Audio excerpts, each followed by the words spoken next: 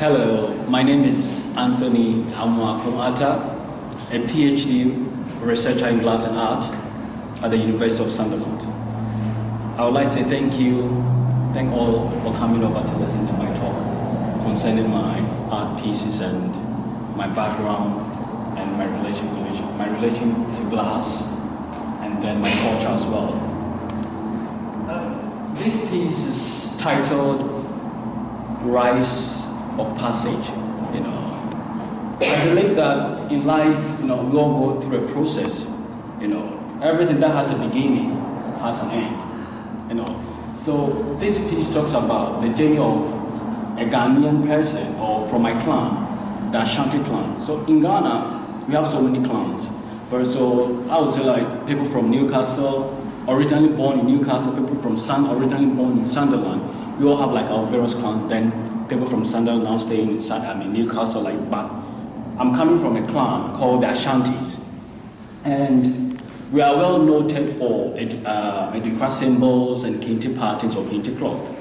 So this piece talks about my clan and the things that we believe in. So this piece is called Rise of Passage. We believe that life has 4 stages.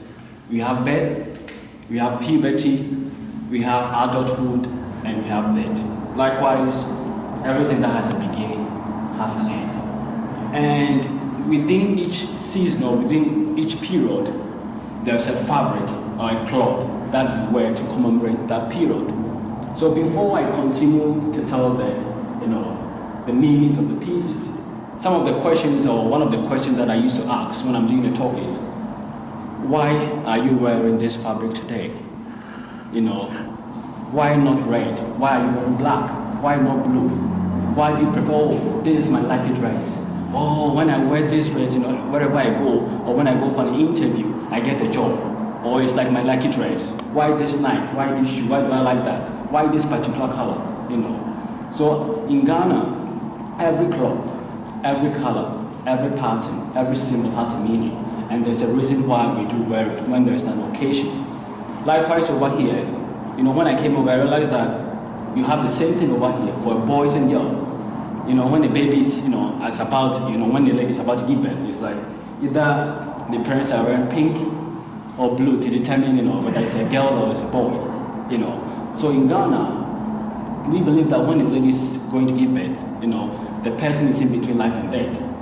It's like a war. So when you give birth, it's victory over death. So most in Ghana or in my clan, they wear white when the baby is being born. Victory. So that means there's a meaning, colors, white for victory.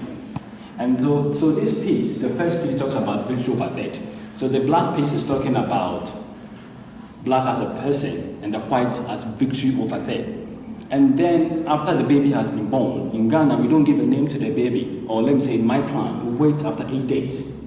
Then after we give a name to the baby. We believe that, when a baby is being born, the baby came from the ancestral world. So the mother is still looking for the baby within the 8 days. So so within the 8 days, if the baby is still alive, then we give it a name. So from during that time, we do like a naming ceremony, we wear white, gold, all kinds of colorful, to cheer the ceremony. So that's where the next stage is about. And then we believe that when a child begins to grow, there are colors, green, growth. So we use that colors, so babies have those kind of colors. And then I believe that life is not a straight line. As a child, when we are growing, there are some times that you lose hope. You feel like everything is done. You crawling, you walk in your friends, all kinds of stuff. So life is like an up and down as you are growing up as a child. So the light begins to go down a bit, within the path. Then from there, so when you see like a twist, in my work, it's turning about a new leaf in life. I said life is not a straight line. As a kid, I thought, back in school, they will tell you that when you grow up, what do you want to be? And then some will say, I want to be a teacher, I want to be that, I want to be this, I want to be that kind of, But when you begin to grow, and or when you are grown, then you look back, you feel like life is not a straight line. The thing that you said you wanted to be, there was a whole lot of ups and downs. But with determination, we're able to achieve what you want. So when there is a fold in my piece, it talks about a change in life, a change in mood, a change in atmosphere. So over here, there's a change. And the change also talks about puberty. Puberty is when, in Ghana, a lady has his first menstrual cycle. We believe that when a lady has that, the person has become, or the lady has become a woman. The lady can give birth. So traditionally, they begin to teach the lady how to look after herself, how to look after her family, how to look after a man. And during that period, that's when they teach men or boys how to look after their house, how to look after their own selves, how to work farm and all those things, That's a period. So there's a change in the atmosphere. And then during that time, that the youthful age, all the colors, we want to wear all the colors that we have. So that's a change so that's all the colors, in it. And then from there we get to marriage. Marriage, colors, naming ceremony. There's a whole kind of colors within the period during the naming ceremony. So we have the colors during the adulthood and everything. So during that stage of life, that's when I moved to England. So I moved to England to come and study, So I came to England, and then when I came to England, there's a saying that when you go to somewhere, you do what the Romans do when you go to Rome. You look for the good ones, and then you begin to integrate yourself with it. So when I came to Sunderland, I realized that the tartan fabric is a cloth that is well known in the United Kingdom, and Sunderland, and we're also close to Scotland, where tartan has been originated from. So I decided to dive into tartan fabric to integrate myself within the culture that I find myself. So that's why I incorporated the tartan fabric into the culture, into my workpiece. So over here, that's the tartan fabric, talking about another new leaf in my life. So right now I'm in England, but this is my culture. This is the pattern, this is everything that we believe in, the colors, the symbols that we believe in. And now I'm in another country, so I'm trying to integrate myself within a new culture and see how it will, how I'll be able to fit within it. So this is the stage in which I find myself within. So as I said, it's a rite of passage, it's a journey. So it's still a continuation. And I believe that after every journey, there is an end to every piece. So there's a continuation of this piece that I'm still making. But I know that death is always awaiting us at a point in time. So there's a whole kind of space over here. So as I said, there's always a why in everything that we do. So someone will be wearing red and black. There's a reason why that person is wearing that in Ghana. Someone is wearing white. There's a reason. Even in Ghana, it's so funny that in a house, or even brothers or sisters, they could use a fabric to talk. It's like when they are not talking, longer hairs, they can use a fabric to communicate. Instead of them saying insulting each other, they can use a fabric. And also, I always say that in Ghana, the history, it's hard for you to find history in books. But like with my grandmother, he'll be able to tell me what happened probably in 1940 through a fabric. You could tell me that, this fabric was made in 1940 for this person, and it was during this period that was when they made the fabric. But it's very hard for you to find that, that history in books, But so through fabric, they'll be able to tell us, like when my grandmother died, we made a fabric. So my dad will be able to pick the fabric and show you, the great-grandchildren that, when my mother died, this was the fabric that we made, this and that. So we'll be able to tell, my mother was like this, my mother was like that. So within that fabric, he'll be able to tell a whole lot of story about his mother, So that's how we live. So this side talks about death. I believe that, death awaits everyone. In Ghana, we believe that, when someone dies, when the person is above 70, we believe that the Creator has added more age or has blessed the person. So we wear white and black when the person dies. And so, generally, when someone dies, we wear black or red and black. So this side talks about the death process, and then the white and black, and the word talks about when someone is above 70. So mostly when the person is less than 70, we wear red and black. Yes, and then with the red is when the person is like a close relative. So like in a funeral garden, when the person is very close, like your brother, your mother, during that day, you see the people wearing red. And it normally takes like 3 days. So we start from Friday, that's where they do the burial, they go and bury the person early in the morning. And then on Saturday, like that's the funeral. And then Sunday, we go to church for Thanksgiving normally. So on Sunday, we also wear white and black for Thanksgiving services. So that's about the whole piece about this piece. And the symbols have meanings and everything have meanings. Yeah. So over here, I would say with this symbol, it's called the ladder. But in my language, we call it the third ladder. Like in English, it's third ladder. So in my language, actually meaning everybody will climb it, at a point in time. So everybody will climb the ladder. Yeah. And this symbol is called Jinyam in my language, but in English, it's called accept God. What it means is that, we believe that nothing can harm you, when you're making something like, so when you find this symbol, or let me say, in front of a house or something, it's a kind of a protection, that they believe that nobody could harm them, no spiritual being or evil could harm him or her. So you find this symbol mostly in churches, in other artifacts related to spirituality. Yeah. Any question? I think we wanted to ask a question. I was just as you said it, I was going to ask you what symbols mean. Yes, sir. So with the symbols, we call them Edinkra symbols. Edinkra symbols, yeah. And it's part of us, yeah. So you mentioned religion. Is it merely Christian or Muslim or? In Ghana, we have the Christian, the Muslim, the traditionalist. Yeah. But with this symbol, let me say, it belongs to the Akan, which originally is the traditionalist. But the Christianity has adopted some of the symbols because it relates to spirituality. And then, so like with this one, they have adopted. So when you go to the Catholic churches, the store that the priest normally put, you find some of these symbols, or even in the church, you find some of the symbols over there. Yeah.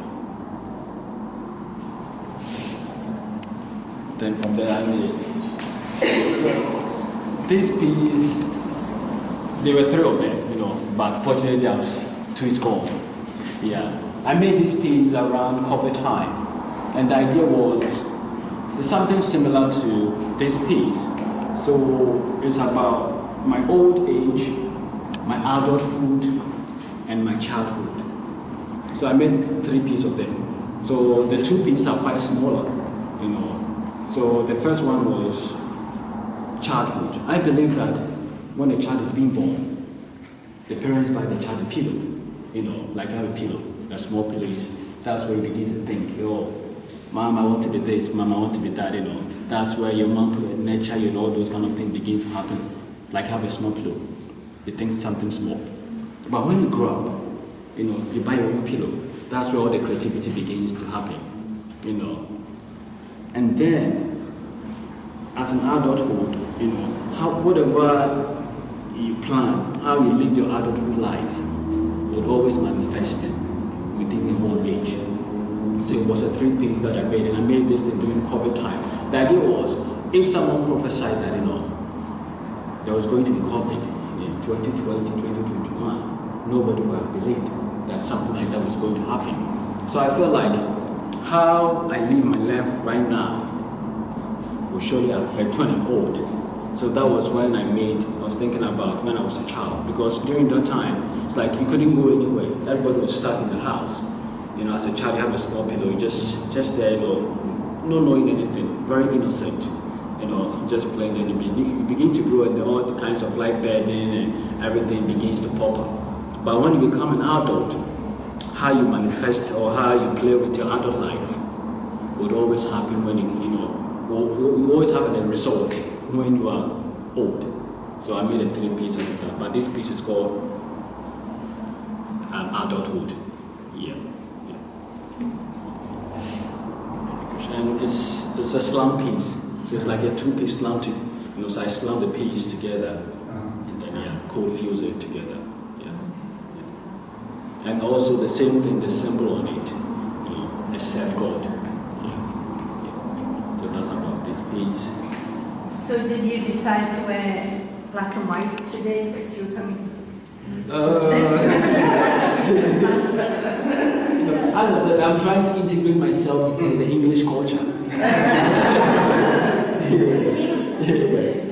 Yeah.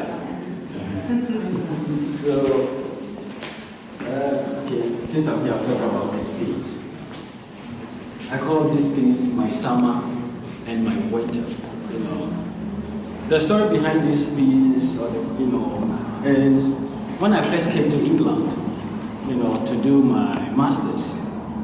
That was 2015, coming from a hot climate to a cold climate in October. So it's like, from Ghana it was so hot, enjoying it, and then boom, straight to England. When I came, it was so cold, freezing, and I was late for university. So when I came in, a friend of mine had already, booked my place where I was going to stay and everything. So from there, straight to the house. The next day, I went straight to university. It was so funny that, one, I didn't even know my postcode. So I just jumped into the bus because I came in, the bus stop was just right there. I jumped into the bus straight to university. I went there, they already started classes. So I was in a hurry. We're doing printmaking on glass. So I did mine. We started around 5, around 12. I came out in the evening, it was around 8. It was dark. There was no bus. The last bus was gone. And it was raining. And I was just right there, sitting there, not knowing even what to do. Yes. So it was freezing and no one was around. Dark. So I was thinking, how do I get home? So St. Peter's to Millfield. It was like, I don't even know so I was just there thinking, and then all of a sudden, one of the school shuttles came, and then I told the driver that, I live at this place, closer to Aldi. So can you drop me there? I just said closer to Aldi. So he said he's not taking that route. So my friend was living in one of the student accommodation, they call it Clanny House. So I said, okay, he dropped me at the Clanny House. When he dropped me over there, I'll find my way home. So because it was just like a straight road, so he dropped me over there, and then I went to the house. So I was talking with my colleagues in the university, because when I came in, I was the first black person to study glass at the University of Sunderland, So when I went in, it was like when I'm in, everybody knows that I'm in. When I'm out, so I told them that, okay, fine. You have been saying summer, summer, summer. I want to enjoy the summer. So they said I should do when summer comes, and I will enjoy the summer. So summer came, we went out to the beach, Walker Beach, it was very sunny, we were enjoying it, and then 4 o'clock, everything, it was sunny, but everything just changed. Cold breeze, it's like everything was just cold. And I was thinking, is this summer? No. So I had to put on my jacket and everything. But they were enjoying the summer. And I was, no, this is not summer. This is still winter for me. So I came home and I began to think about summer. So I made, and then when I was there was like a lot of people with a deck chair, relaxing. I was thinking, this is not summer, This is winter, this is cold for me, But people are there just there, in their deck chair, relaxing, enjoying the heat and everything. So when I came back home, I began to design, develop, my experience, my interaction, the feeling that I had during that period. So I made a piece, which I call it my winter and my summer. So the winter is talking about the English culture, and then my summer is talking about my African culture. So the piece is integration of the kente cloth and the tartan fabric, the kente cloth, like integration of 2 cultures, and integration of like 2 weathers, and myself, in between. So this is the piece about, yeah. And this symbol is called, in my language, it's called Sankofa. Like going back to history. Yeah, so that's it. Then I try to use the wheels also, or let me say the logo or the crest or the flag of Wales in addition to this piece. So that's the story behind that piece. Yes, yeah.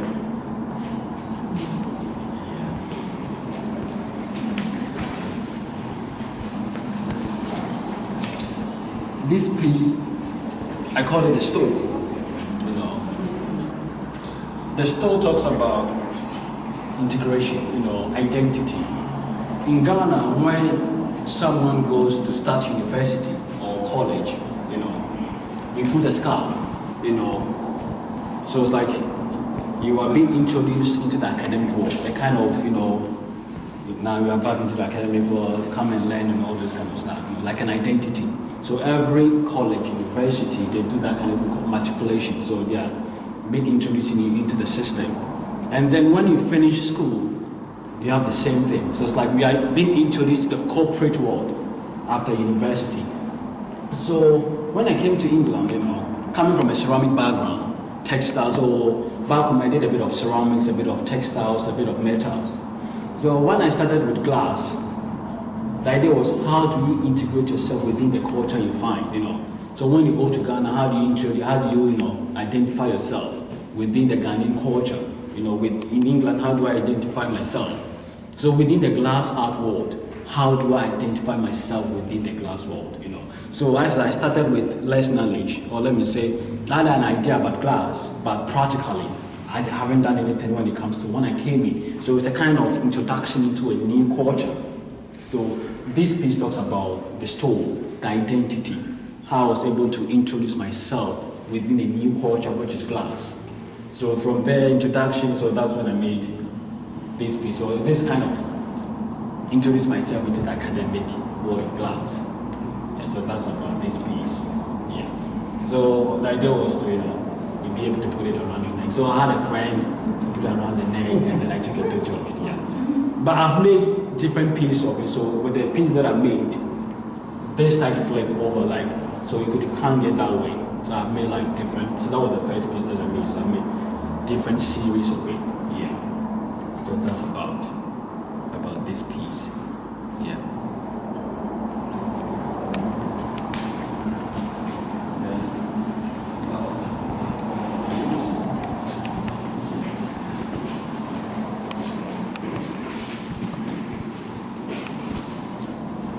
This piece is about the politics from Nigeria to Ghana. Originally, I think in 1980s, Nigeria discovered oil. So Ghanaians went to Ghana, to help them. So Ghanaian teachers, lawyers, doctors, carpentry, mason, everybody went there to develop because there was money coming, a lot of oil money. So they wanted to develop the country. So in about 2 to 3 years, Americans and Canadians started producing oil. So there was a crash in oil in Nigeria. And due to that, the politicians around that time blamed it on the Ghanaians, and the Ghanaians have taken all their jobs and everything, But one of the things was there was a misuse of the oil money. So in order to, let me say, to take away the mind, from the people, they blame it on the immigrants. So about 2 million undocumented Ghanaians were given a 1 week period to go back to Ghana. So within that period, when they were going, it's like some of them have lived there for so many years. They couldn't take anything, so they had a bag. The Nigerians were selling a bag, like a checked bag, a laundry bag, and they tagged the name Ghana Must Go. So Ghana Must Go became a bag where you put all your stuff, the letter that you can, the letters, the most valuable stuff that you think, you can take it to Ghana. So from Nigeria, you go through Vane, Togo to Ghana. So that's the bag that you could take to Ghana. So when they were coming, they tagged the name Ghana Must Go, Ghana Must Go, Ghana Must Go. So online, I think one of the fashion industry has used Ghana Must Go bag as a kind of icon thing. I think one of the fashion, yeah. So when they came to, during the process, there were a whole lot of things happened during the period when they were moving to Ghana. When they reached Togo, because there were a lot of people, the president during that time blocked the barrier that they are not going to allow anybody to come into Ghana because there are a whole lot of people coming. And he doesn't know whether they're all Ghanaians or not. So there were a whole lot of sickness, people were dying and everything, and then the UN came in, and then later the border was open and the Ghanaians came in. So when they came in, the bag was so wretched. so the poor people who could not afford to buy expensive bags, they were using that bags, And then guess what? The rich people took advantage of that because like a laundry bag. So that was when the rich people started putting their valuable stuff in. So like, when you come and there's a laundry bag and a thief or an armed robber comes into your house, he will not go and check your laundry bag.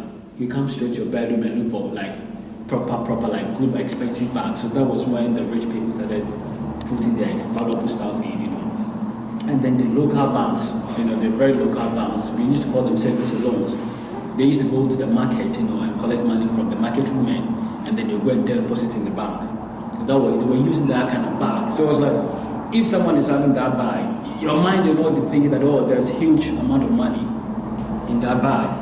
So that was how the bag was being used. And then there's a funny story. It's when, so the secondary school people, the senior high school, about, let me say, 90% is boarding. So it's like, we all go to the boarding school during our senior high school, then to the university. So senior high school, we use the same bag. That's where our parents put our canned stuff, like our food tin and other stuff inside.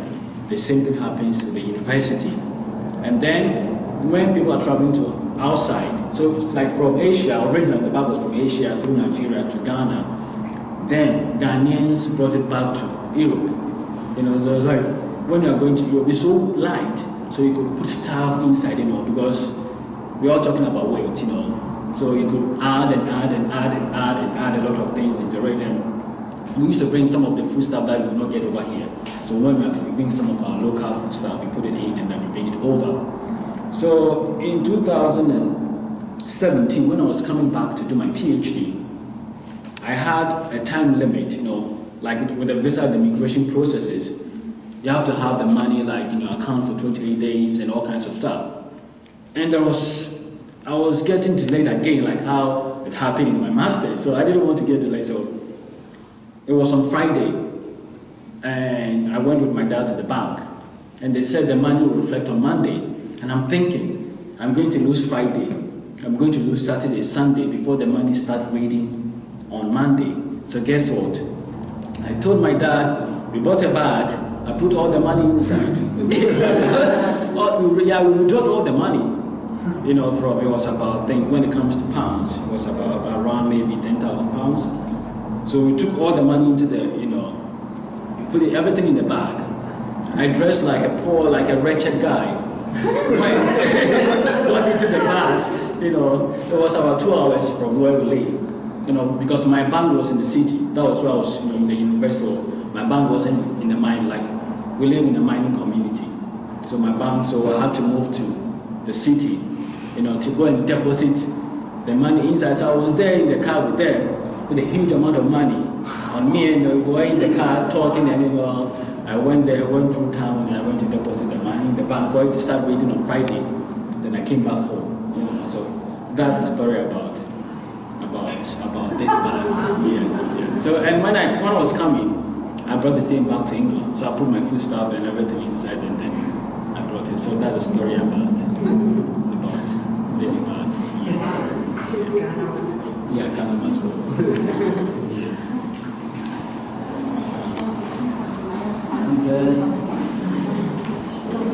These are some of my recent works that I've been making. I call them taking home. Taking home talks about. I feel like we don't place much value on bags, but we are all having bags, especially with ladies, You have your bag. It's like the idea is you value the stuff inside the bag, not the bag. So when I was designing and developing ideas, it was a container, like the woman's womb. We don't value the womb, we only value the baby. Like when a lady is pregnant, they say, hey, she's pregnant, everybody talks about it. But when the baby drops, we just forget about the womb. Hey, Papa, and then it's like everybody's just on the baby, not the womb, but it's just the baby. And I believe that the womb is a container containing the baby. Likewise, a bag. Like some of us have laptops, our valuable stuff when we are traveling outside. I know in England when it's summer or when it's winter, Everybody wants to travel from winter to the summer world to go and enjoy the summer. We take our bag. We don't value the bag. We value the stuff, our passport and everything inside the bag, not the bag, But guess what about if you're coming back home and at the airport you don't find your bag? How do you feel? Hey, where is my bag? Now you're not thinking about where is my stuff. You're thinking about where is my bag. Now you are looking for the bag.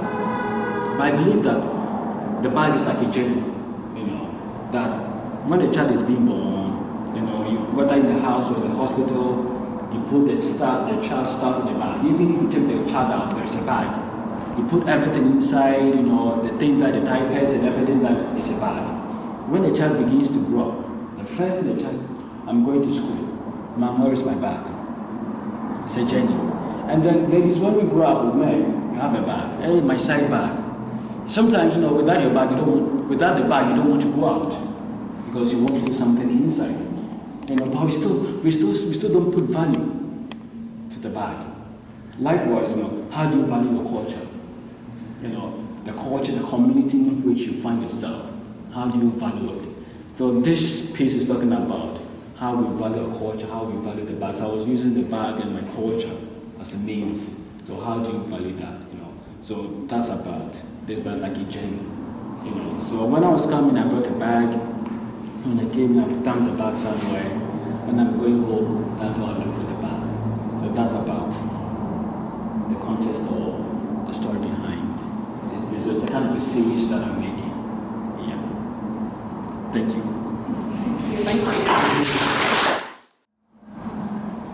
So before, the idea of glass, moving to England, the idea was when I was a kid, I was thinking of how can I use glass, because I was thinking about in Ghana we use a lot of glass for buildings and everything, like windows, and I was thinking the excess, like cutting in the excess, what can we use it for, So that's when I was a kid, because we don't really do glass art in Ghana. So I was thinking, okay, what can we use it for? So the idea was like recycling, if I could recycle, remelt, the glass into like souvenirs, so that when tourists come over, we could make like souvenirs, like something Ghanaian, where out of a material, and then we could sell it out. So that was where everything started. Like that was my thinking, that I could make something, and then I went to the university, ceramics. We did a bit about glazes and other stuff,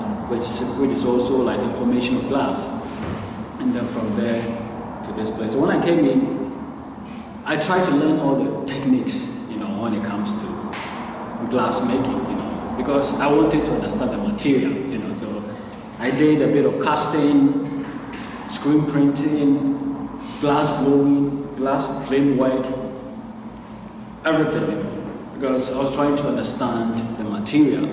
And one of the things that I realized was, in my year group, all of them had a bit of knowledge in glass. And now, so I was a bit thinking, oh no, the idea was to go back to ceramics. I was even wanted to go back to ceramics because it was like a 1-year course. And working with other people, who already have like an upper hand than you feel like, oh God, let me go back to ceramics, because that's my route, that's what I've been doing. But one of my supervisors said, you already know ceramics, so just try it, try and push hard with glass. So from 9 a.m. to 9 p.m., the university starts 9 and ends 9 p.m. So constantly every day, 9 a.m. to 9 p.m., 9 a.m. to 9 p.m., just to, understand this material, So after my master's, I went back home, then I came back to start my PhD. That's where all this started. So the idea was, before you start the PhD, you have to read through all other books that have been written about, PhDs, other books, so that you know where you fit or what you can research into. So I read about one of the books written by a Chinese lady from Sunderland, and they were the first group of Chinese to come and pursue glass in Europe. So within the 10 years of her record, She said she has been teaching European art to the Chinese. When you look at the Chinese art, it's a bit of like the British way of glass making, contemporary British way of glass making. So I feel like, if that's the case, probably I might go through the same route. So how do I blend? How do I integrate my culture within a new medium that I find myself within it? So that was when I started to incorporate my culture within the material. So I tried so many techniques. Like the idea was to make the glass looks like a woven fabric, because that's how the kente looks like. So the idea was to make it look like that. So I tried so many techniques. Printing. Initially, I started with painting or screen printing on glass, cutting them into strips, slapping them in the kiln, and then try to weave them together. One, I felt like it was time wasting because I did have 3 years. I said, no, I can't, Then from there, I bought glass from Bullseye, strips, stringers for me to weave. I checked the cost and everything. No, it was so expensive, I dropped it away. I went to float sheet because the university was supplying float glass for, So I think, okay, that might be cheaper because the university supplied it. So I used a float and time wasting again. I don't like to waste time at all. So I tried that one, it wasn't working. Then I went to screen printing. Because I do textiles in Ghana, I tried screen printing using enamels.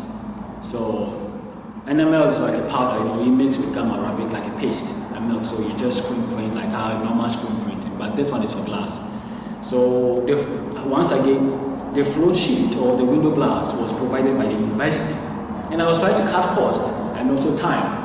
So I tried with the float sheet, and it was so great, it was so nice, The surface quality was like a printed fabric, glossy. But I wanted that kind of fabric look, the textured look. So from there, I saw one of my colleagues, there was one PhD student who had already finished. I think she's called Catherine, So she came around to do some classes or lectures. That was when I was doing my master's. So during my PhD, there was a colleague of mine. She was doing her MPhil. She was into printing. So I saw her doing her pieces, and then I went home, came back, developed my own, developed it, came to print, the first print, and I showed it to my supervisor, and then he was marveled about, about the textures, and then I continued to develop from there. So from there, I made my first piece, which I call it a Transition 1. That one has been bought. It's not here, so that one has been bought by a group called Bullseye Project, and then from there, I took it to social media, and then I started posting my pictures and my works and everything, and then through Warm Glass, there's a kind of a competition that goes on with Warm Glass, so I started with there, yeah. But originally, the fabric was made for royals. It was only made for the royal people, So it's like, let me say, like over here, it would be like the royal family, They were supposed to wear that kind of fabric, in a ceremony, in a gathering. Even today, up to today, the cloth or the fabric that the king or the queen would wear, nobody could wear during that particular ceremony. So, for example, if King Charles come over here with the cloth, nobody can wear the same thing. Nobody. If they see you wearing the same thing, the guards will send you home to go and change it. Yeah. So that kind of security is still there, where the cloth is just made. And we have special weavers who weave for the king, But one thing is, with the cloth, they are named after a season, a period, a year group. So when something happens, so for example, if I have money, I could go to a weaver, for a weaver to weave me a kente cloth, and I will give it a name, So if you have the money, you could go there and then you could weave it, it becomes your family. Just that the patterns are already there, but they will compose a different cloth for you. Yes. That's all I'd like to say. So if anybody has questions, and then I'll be able to answer the questions, and then How do you get the texture? Like those glazes? Oh, the textures, Yes. Let me say, from bauxite powder, there's a powder, it's like freight. Yeah, they're like sugar. Let me say like sugar, So there's a screen that we use. The screen for printing T-shirts and everything. But we have so many types of screens. We have based on what you want to print. So if you want to print like a human being, a fine, detailed way, there's a fine screen that we use. So a detail. So if you want to use it, yeah. So I use a particular type of screen, and then the colors, the freight. That's what I use. Yeah. So with the shape and with the textures and everything, it happens on the computer. I design everything in the computer. Yes. So everything happens in the computer. And then from there, through color separation, I separate all the colors and then make screens for it, and then I print them together. Yeah. So everything is 5 rounds. So like after printing, it goes inside the kiln, or let me say like a movie. The kiln, and then you fire it. So it fuses together, and then yeah. So it's like a tack fuse. Yeah. It's basically about language and about how language, because in this quote from the Henry Moore Institute around an exhibition called A State of Matter from last year, the capacity of glass to take on different surface textures, colours and changes its shape and physical state with such abandon means that it is exceptionally difficult to categorise. Unlike wood or stone, it has no essential truth as a material, but with many long-held assumptions about it turning out to be deceptions. And there is something to be said about this sense of like, you're trying to portray an experienced truth of what you know as something so familiar, but you're portraying it in a material that is inherently deceptive and difficult to actually grasp itself. And so there is this sense of where's the line of truth and where's the line? This is like a very difficult question around like, if we're looking at the material, why use glass as this really deceptively difficult material to use? Why am I using glass? Why are you using glass? And I suppose you're thinking about why are you using glass when it's understood to be so ambiguous and not truth-telling?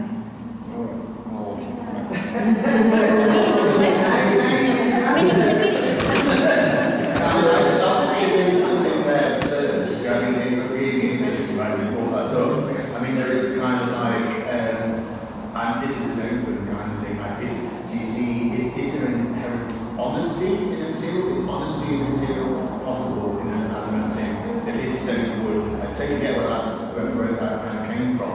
It is an assumption, but kind of is it a correct assumption? So is it what you think? That's just like an open question. To anyone, really, it's an open thing,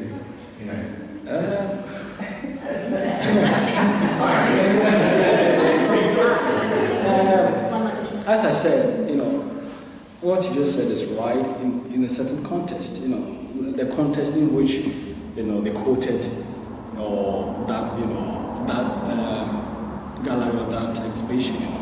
But glass has recently, or let me say from history to now, glass is like a language. It's a tool that we all do understand. Even though that it's having all this kind of ambiguity around or deceptive about it, I feel like glass is a tool that everywhere you go, people do understand the language of glass. Now, everybody using glass to build, in terms of architecture, we do understand the material glass for building, we try to look through the material to see what is beyond.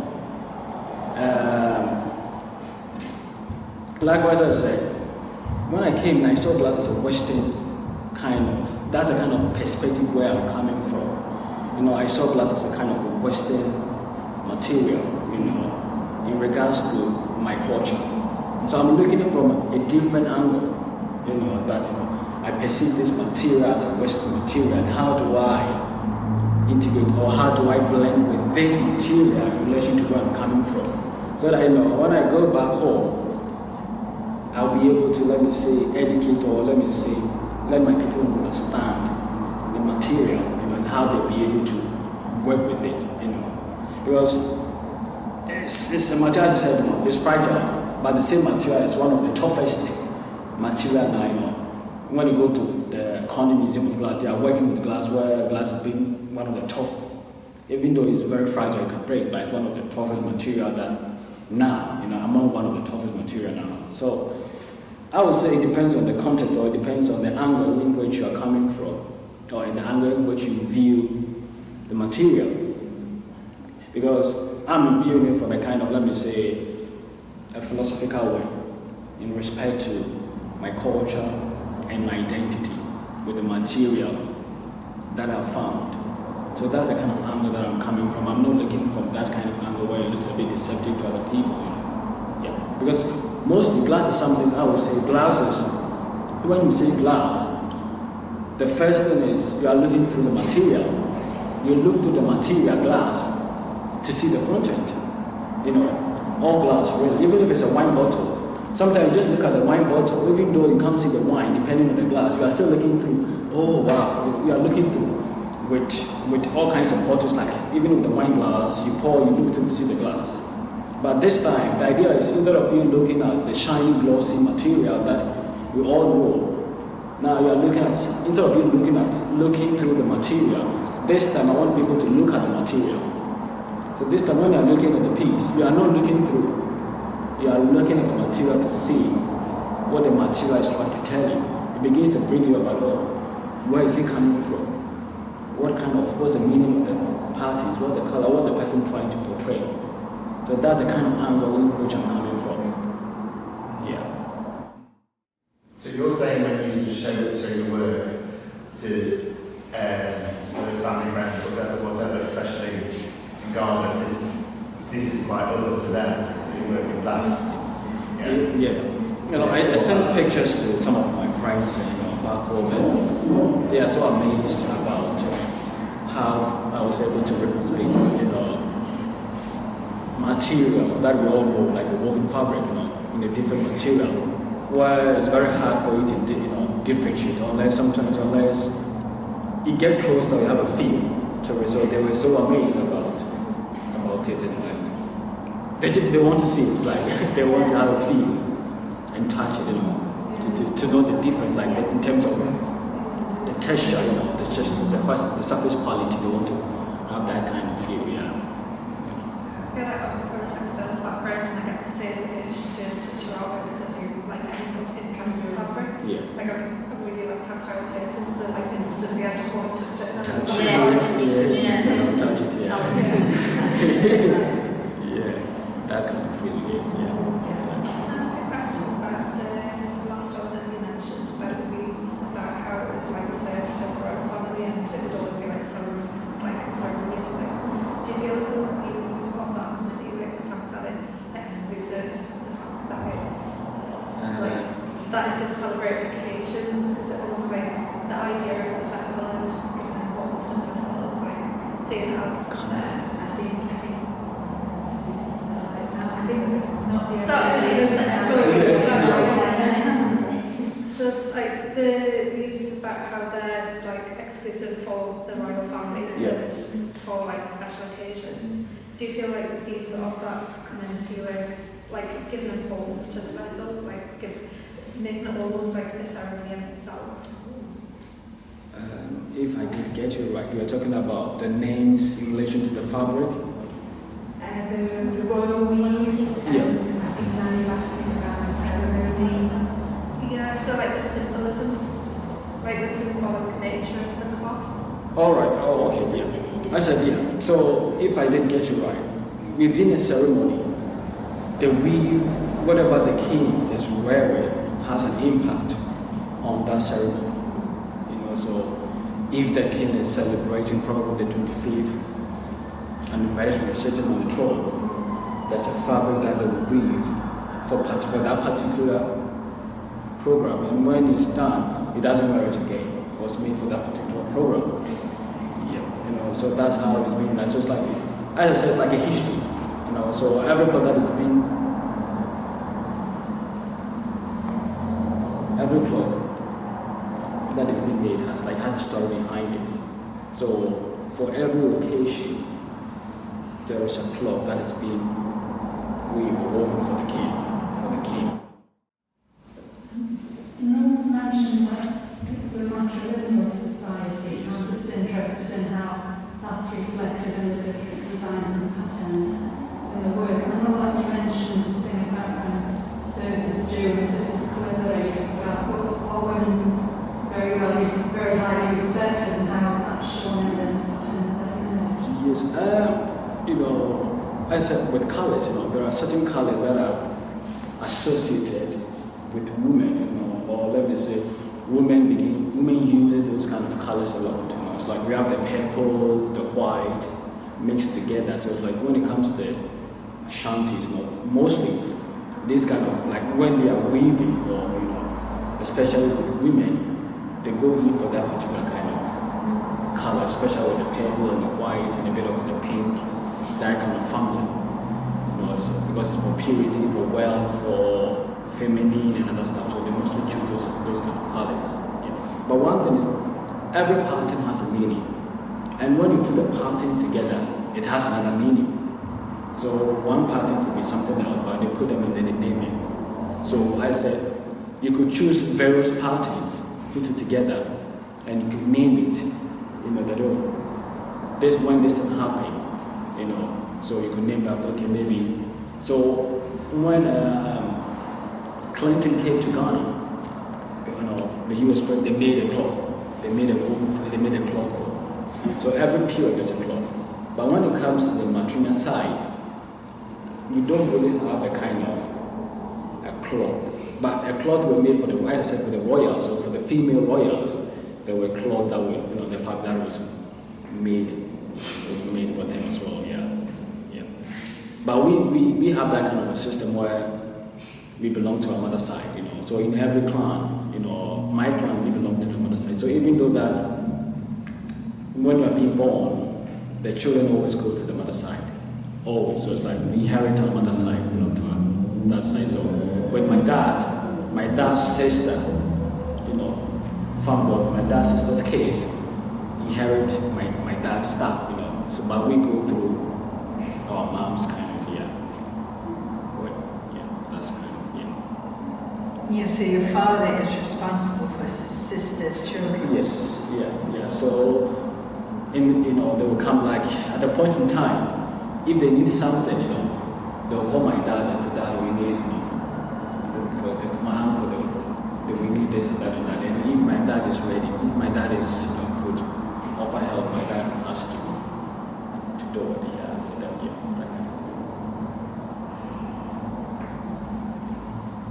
I'm still because I'm sure you're happy to answer some questions after. I think it's just sit down there and not writing emails straight away.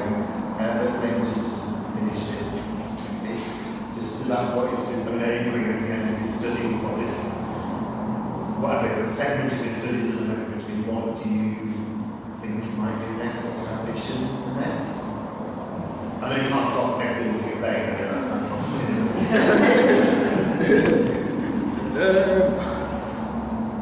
As I said, I see life is not a straight line, so everything changes, because as a kid, I said I wanted to be, when I started school and I finished my junior high school, I said I wanted to be a teacher. I wanted to teach in senior high school. That was my dream. When I went to the senior high school and I saw how my teachers were teaching, I said I wanted to teach in the senior high school, And then I went to the university and I saw how the lecturers were teaching, and I could compare like those who traveled outside and everything. I felt like, no, I want to teach in the university.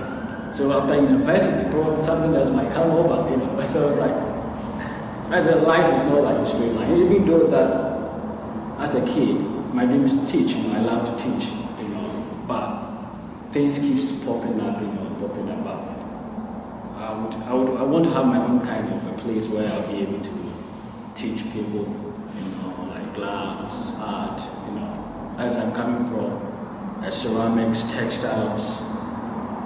Now I have glass, I have a bit of metal, so I just want to, I feel like art is the expression of your mental intention, that kind of thing. So I want people to enjoy the practicality when it comes to art, have a feel of it, So I'll continue with the expression, making artworks, selling it, I'll still be in the art field. Yeah, I'll still be in the art field. And after school, one of the things that I would like to do is to go back to school again and go and study art therapy. I want to study art therapy, and then add it to art. So because sometimes I do support work, and I want to use art, as a means to bring people on board, So that's one of the things that